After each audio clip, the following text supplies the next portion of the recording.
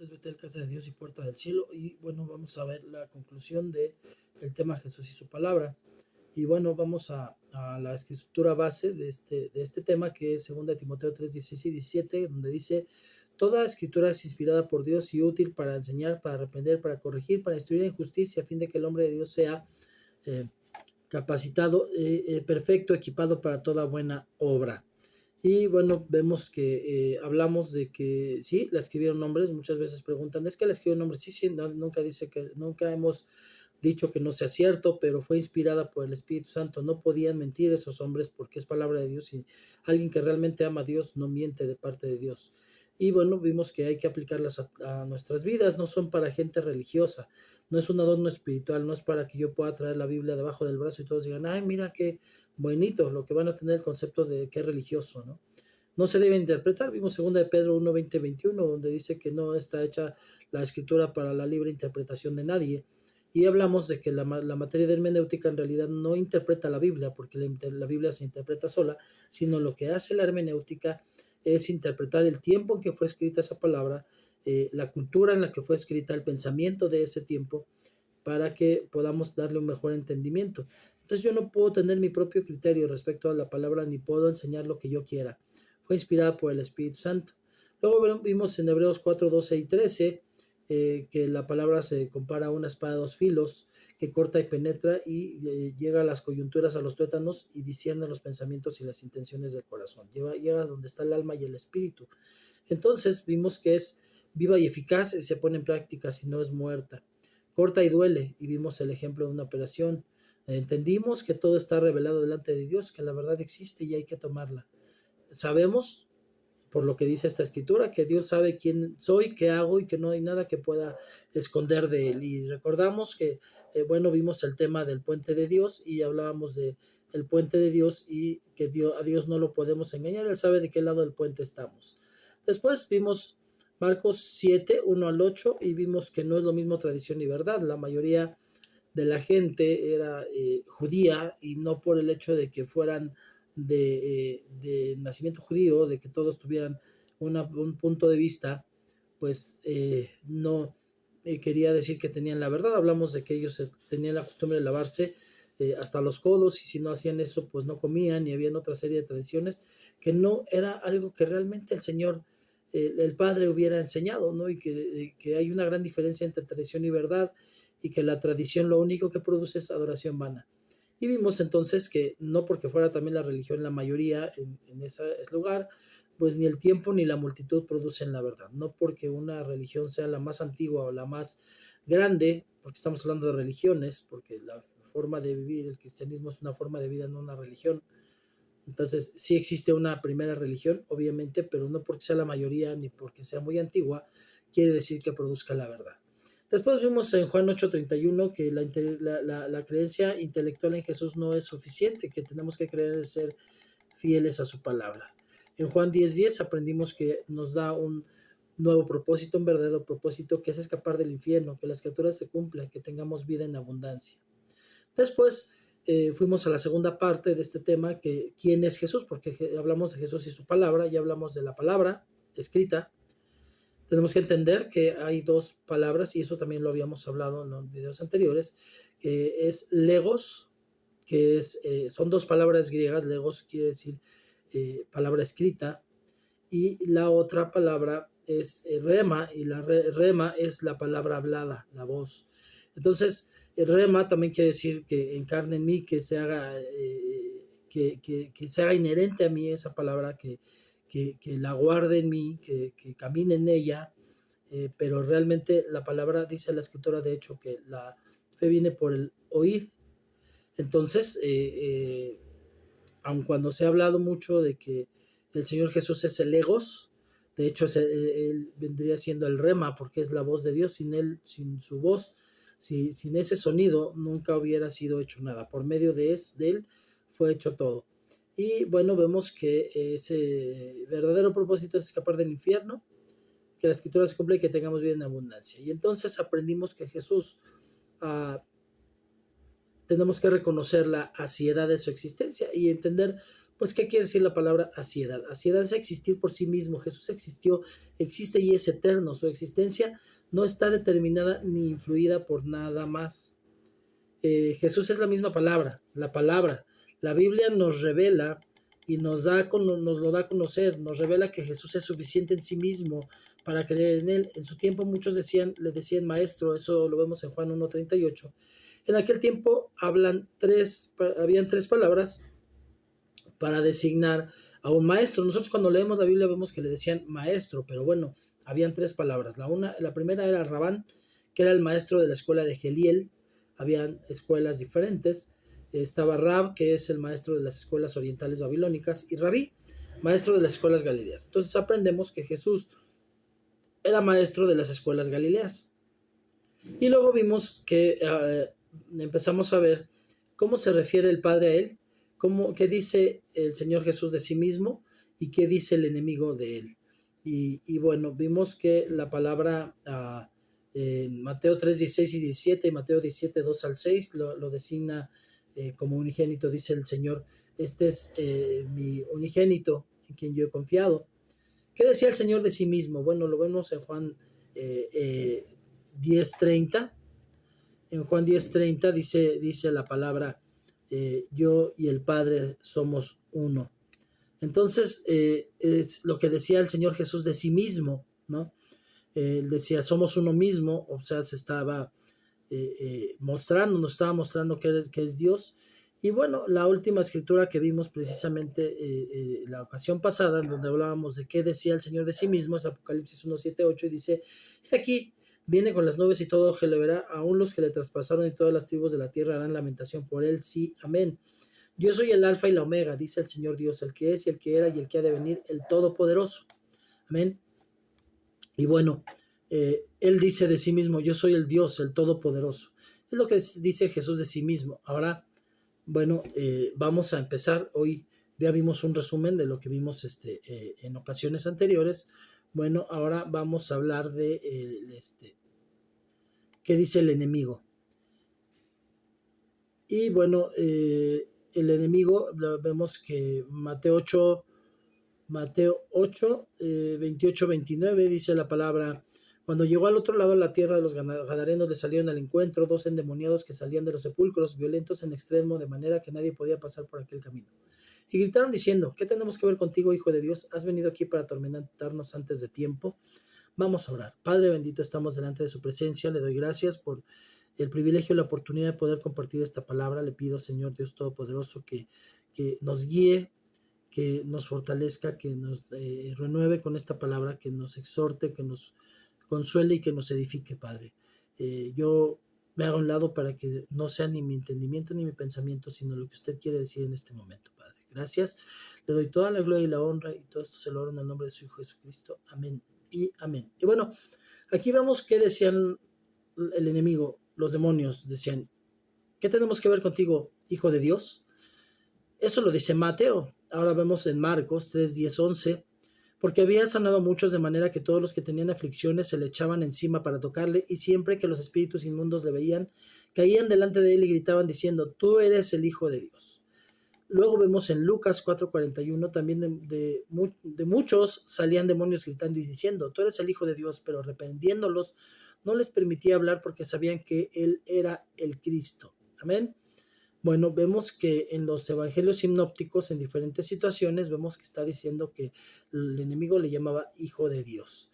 Entonces, aun cuando hay una aparente contradicción, cuando hablamos del endemoniado gadareno, en los sinópticos, en una escritura dice que era uno y otra dice que eran dos, entonces, o más quizás, porque no dice la cantidad, dice nada más los endemoniados. Pues a lo que se refiere cuando el autor habla de uno solo, es que fue uno el que reconoció a Jesús y el que se quedó platicando con Jesús. Los otros no entendieron. Y hemos aprendido en oportunidades de liberaciones que si alguien no quiere ser liberado, no va a ser liberado. O sea, puede ser liberado, la palabra lo libera, pero él quiere seguir atado y permanece atado. Y lo más seguro es que los demás quedaron atados, pero solo uno entendió, reconoció al Señor Jesús y fue se quedó en esa libertad, permaneció en esa libertad. Pero vemos que entonces no hay contradicción, sino que tenemos que entender a qué se refiere, pero vemos que precisamente en la parte importante, medular, porque no importa si era uno, dos o tres endemoniados, lo importante es la sanidad que da Jesús, pero la libertad que da primero antes de la sanidad. Y vemos que cómo se refiere el enemigo a él. En los tres sinópticos dice que todos le decían los demonios, tú eres el Hijo de Dios. Y bueno, ahora vamos a ver qué enseña la palabra acerca del Señor Jesús. Juan inicia su evangelio diciendo: en el principio existía el verbo y el verbo estaba con Dios y el verbo era Dios. Él estaba en el principio con Dios. Todas las cosas fueron hechas por medio de él y sin él nada de lo que ha sido hecho fue hecho. En él estaba y la vida, en él estaba la vida y la vida era la luz de los hombres y la luz brilla en las tinieblas y las tinieblas no la comprendieron. Vino al mundo un hombre enviado por Dios cuyo nombre era Juan. Este vino como testigo para testificar de la luz a fin de que todos creyeran por medio de él. No era la luz, sino que vino para dar testimonio de la luz. Existía la luz verdadera que al venir al mundo alumbra a todo hombre. En el mundo estaba y el mundo fue hecho por medio de él y el mundo no le conoció. A lo suyo vino y los suyos no le recibieron, pero a todos los que le recibieron les dio el derecho de llegar a ser hijos de Dios, es decir, a los que creen en su nombre. Entonces vemos aquí cosas importantes. Primero dice que en el principio existía el verbo, la palabra. Y vemos aquí que precisamente en griego existen dos palabras para designar palabra, y la primera es legos, y legos es la palabra escrita, los símbolos que escribimos para ordenar una frase. Y rema es la palabra hablada, la palabra que sale de la boca. Entonces, en el principio dice que él estaba, nada fue hecho si no es por medio de él, y él es la palabra. Entonces, él sí se ha dicho que es el legos, pero también es el rema de Dios, es la palabra hablada. Dice la escritura que la fe viene por oír la palabra. Entonces, eso es lo que trae poder para que alguien sea transformado, y es reconocer entonces que en el principio la palabra, el verbo, estaba con Dios y es Dios junto con él, y sin él nada de lo que vemos fue hecho. Y después dice: existía la luz verdadera que al venir al mundo alumbra a todo hombre. La luz verdadera obviamente es el Señor Jesús. En el mundo estaba y el mundo fue hecho por medio de él y el mundo no le conoció. El mundo fue hecho por medio, sin él no existiría el mundo. O sea, el Señor Jesús fue el medio que utilizó el Padre, que obviamente está diciendo que es uno solo con Dios, para poder hacer todo. Ahora a lo suyo vino y los suyos no lo recibieron. Vino con el propósito de que todos los judíos fueran salvos al principio, pero pues obviamente los judíos no creyeron, aunque gloria a Dios, hoy existen judíos mesiánicos, judíos verdaderos, porque también hay iglesia cristiana mesiánica, que bueno, de eso ya sería un punto aparte, pero judíos que creen en Jesús, sí los hay, pero bueno, finalmente la mayoría, el grueso de los judíos no le recibieron, pero a todos los que le recibieron les dio el derecho de llegar a ser hijos de Dios, es decir, a los que creen en su nombre. Entonces vemos que también el ser hijo de Dios viene por adopción. A los que le reciben son los que pueden ser hijos de Dios. Antes somos creación y después pasamos a ser hijos. Eso es lo que nos enseña del Señor Jesús, que Jesús es Dios. Luego Mateo 14, 32, 33 dice, Mateo 14, 32, 33 dice la palabra, perdón. Cuando ellos subieron a la barca, el viento se calmó. Entonces a los que estaban en la barca le adoraron diciendo: en verdad eres el Hijo de Dios. Lo tuvieron que reconocer, vieron, o sea, ya habían visto señales, pero tenían que ver otras señales, ¿no? Finalmente vieron algo que tenía hasta poder con la naturaleza, y tuvieron que reconocer que dicen: en verdad eres el Hijo de Dios. Luego vemos que en Juan 9, 35 al 38 dice la palabra de Dios: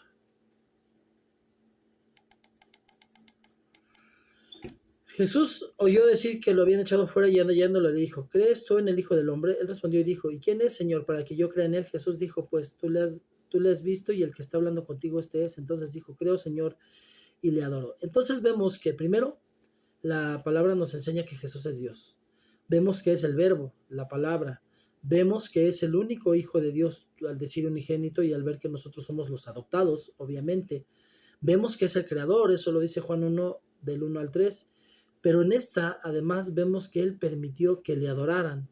Eh, si Él ama tanto al Padre y no fuera Dios y no quisiera que entendiéramos que lo es, no hubiera permitido la adoración de esta persona, porque le estaba adorando y dice la Escritura que solamente a tu Dios adorarás. Y el Señor Jesús siempre le dio el lugar al Padre, pero Él permitió que le adoraran. Entonces, Él permitió que lo adoraran y vemos que también no solamente lo vemos en esta Escritura, sino también Juan 20, 27, 28 dice, luego dijo a Tomás, acerca a ti tu dedo y mira mis manos, extiende aquí tu mano y métela en mi costado, no seas incrédulo sino creyente.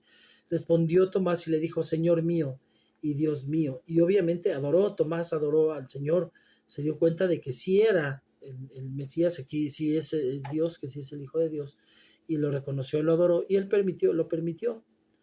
Después, bueno, vemos que también nos enseña la palabra que es el Mesías, el Cristo, reconocieron que era el Cristo, y vemos que Mesías y Cristo son palabras griegas y es una palabra griega y otra hebrea respectivamente, pero ambas tienen el mismo significado, ungido. Lo que nos muestra que el Señor Jesús es el ungido de Dios para llevar a cabo su plan salvífico para la humanidad caída. Lucas 19:10 nos dice la palabra, porque el Hijo del Hombre ha venido a buscar y a salvar todo lo que se había perdido. Entonces, todos estábamos perdidos, no hay uno solo que no hubiera pecado, y todos, sin esa adopción, y de hecho vamos a hablar después de este tema, viene ya el tema de la justificación, de la, está la gracia, bueno, vamos a tener que aprender también de los temas de, está la justificación, el nuevo nacimiento, que es bien importante porque muy pocos lo entienden, la salvación y bueno, ya lo dijimos, la gracia. Vamos a hablar de esos 4 temas en los siguientes videos, precisamente para poder entender esta parte, porque mucha gente de pronto se quedan así como que les es enojante o molesto porque dicen, es que todos somos hijos de Dios. No, somos criaturas de Dios, creación de Dios, hasta que decidimos recibir a Cristo en nuestro corazón y pasamos por adopción a ser hijos de Dios. Es una salvación personal. El hecho de que haya hijos que van a la iglesia y que adoren y que los hijos son cristianos por decisión propia, no por los padres. No porque yo soy cristiano, mis hijos son cristianos, tienen que tomar la decisión personal ellos, porque la decisión es personal. Y cuando la decisión es personal, bueno, Dios acepta, Dios justifica, Dios da la gracia y Dios da el nuevo nacimiento. Y la salvación, obviamente, de esos temas los vamos a explicar próximamente. Entonces, vemos que él entonces sabía cuál era pues su propósito y era el lograr realizar el plan salvífico de Dios para la humanidad.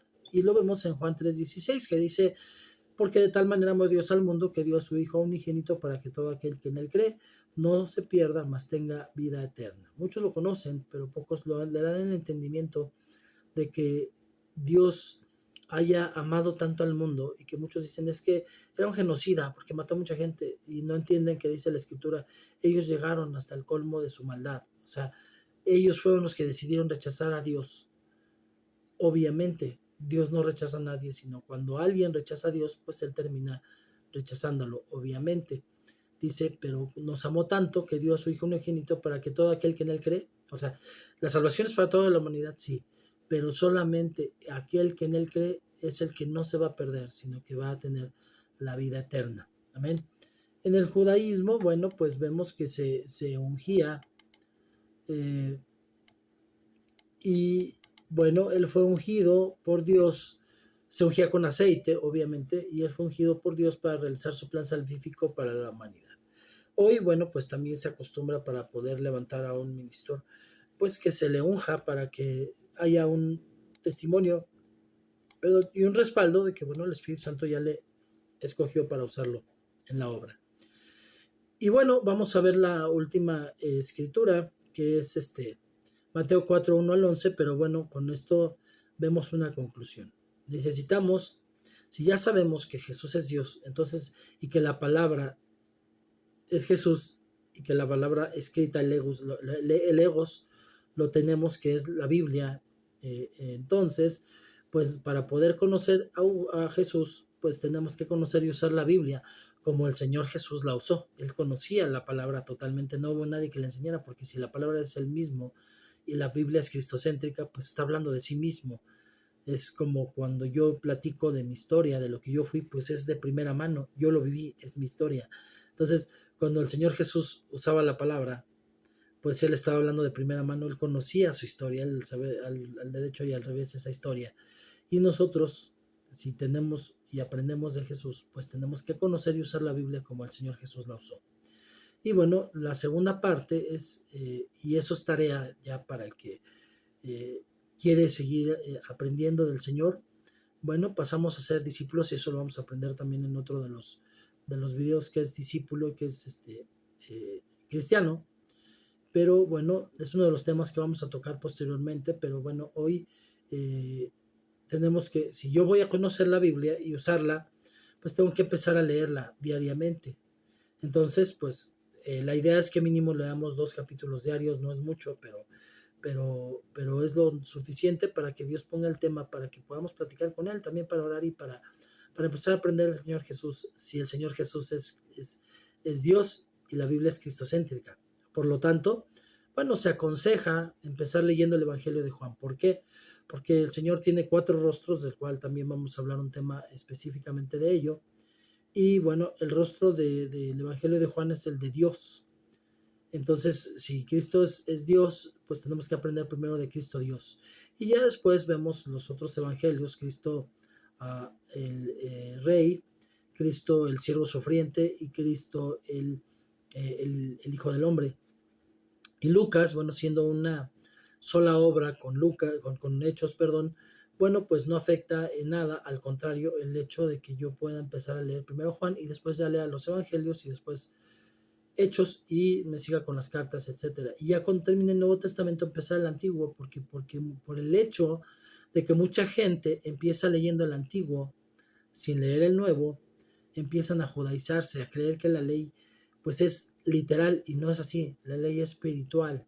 Yo tengo que aprender espiritualmente, y cuando yo conozco el Nuevo Testamento, cuando yo leo el Antiguo a la luz del Nuevo, entiendo a qué se refiere, no que se haya abolido. La ley es buena, es correcta, es necesaria, y es necesario que el Hijo de Dios la viva, pero no la va a vivir a la letra como la vivían los judíos, sino espiritualmente, como realmente Dios quiere, y la vamos a entender solamente empezando a leer el Nuevo Testamento. Por eso se recomienda mucho empezar leyendo el Evangelio de Juan. Y bueno, vemos en Mateo 4, del 1 al 11, dice la palabra de Dios, que todo hombre nos considere de esta manera. Perdón, no le... Me falta, perdón. Ahora sí ya lo tengo. Dice Mateo 4 del 1 al 11. Entonces Jesús fue llevado por el Espíritu al desierto para ser tentado por el diablo.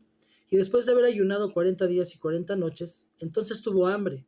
Y acercándose al tentador le dijo, si eres el Hijo de Dios, di que estas piedras se conviertan en pan. Pero él respondiendo dijo, escrito está, no solo de pan vivirá el hombre, sino de toda palabra que sale de la boca de Dios. Entonces el diablo le llevó a la ciudad santa y le puso sobre el pináculo del templo y le dijo, si eres el Hijo de Dios, lánzate abajo, pues escrito está, a sus ángeles te encomendará, y en las manos te llevarán, no sea que tu pie tropiece en piedra. Jesús le dijo, también está escrito, no tentarás al Señor tu Dios. Otra vez el diablo le llevó a un monte muy alto y le mostró todos los reinos del mundo y la gloria de ellos, y le dijo, todo esto te daré si postrado me adoras. Entonces Jesús le dijo, vete, Satanás, porque escrito está, al Señor tu Dios adorarás y solo a él servirás. El diablo entonces le dejó, y aquí ángeles vinieron y le servían. Entonces hay unos puntos importantes que tenemos que ver aquí. Versículo 3 al 4 dice la palabra, y acercándose el tentador le dijo, si eres Hijo de Dios, di que estas piedras se conviertan en pan. Pero él respondiendo dijo, escrito está, no solo de pan vivirá el hombre, sino de toda palabra que sale de la boca de Dios. no fue llevado por sus emociones. Mucha gente por emoción hace ciertas cosas, ¿no? Ah, pues a ver, pruébame, a ver si es cierto que eres pues tan machito. Y ahí van y se moquetean y los dejan golpeados, pero fueron ahí a la emoción, a demostrar que era muy machito, ¿no? Y otros que dicen, a ver, pues demuéstrame que tanto aguante tienes, y ahí va a tomar y se pone mal, y muchas veces hasta de que perdió, hasta los asaltan, ¿no? A los que se embriagan. Entonces, vemos que el hombre es muy guiado por sus emociones, ¿no? De pronto conoce a una muchacha, es bien buena onda, está muy guapa, y de pronto dice, estoy súper enamorado. No, pues no estás enamorado, estás emocionado, te llegó una emoción. Y vemos que precisamente lo que tuvo el hijo de David cuando se metió con su media hermana, pues fue emoción, porque dice que después cuando pues la rechazó, ya no la quiso, cuando después de haberla violado, ¿no? Él la deseaba mucho y decía que la amaba, pero pues no era amor, porque si hubiera sido amor, hubiera sido permanente. Yo hubiera pedido al rey David que fuera su esposa, pero no lo hizo así. Y entonces vemos que la emoción es inherente al ser humano, la emoción está en el alma. Y tomamos decisiones por emoción, y por eso tenemos relaciones inconclusas y muchas otras situaciones. Pero vemos que al Señor Jesús el tentador lo quiso manejar por las emociones, diciéndole, pues a ver, pues si eres hijo de Dios, di que estas piedras se conviertan en pan. Pues finalmente pues, eres hijo de Dios, ¿no? Y él tenía, el Señor Jesús, todo el derecho, siendo hijo de Dios, de haber hecho esas piedras pan para demostrarle al diablo quién era. Pero él no se dejó tentar, no fue llevado por sus emociones. Él se manejó conforme al espíritu y no conforme a las emociones. Luego vemos en el versículo 5 al 7, entonces el diablo le llevó a la ciudad santa y le puso sobre el pináculo del templo y le dijo, si eres el hijo de Dios, lánzate, pues escrito está, a sus ángeles te encomendará y en las manos te llevarán, no sea que tu pie tropiece en piedra. Vemos hoy que muchos chavitos bien que, este, que son de padres influyentes, millonarios, pues que traen hasta sus guardaespaldas, ¿no?